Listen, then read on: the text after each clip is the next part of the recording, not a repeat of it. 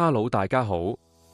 AI 霸主 NVIDIA 啱啱公布咗2026財年 Q4 財報，收入衝破681億美元，按年大增73%。雖然成績恐怖，但點解股價反應冷淡？係咪 AI 神話到咗轉折點？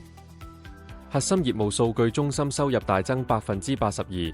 Jensen Huang 話 Blackwell 芯片需求係瘋狂嘅。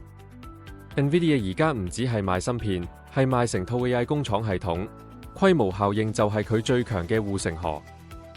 點解市場唔收貨？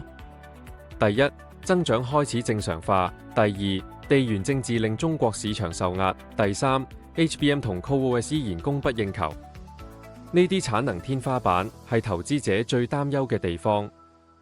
總結嚟講， NVIDIA 依然係 AI 時代最強基建股。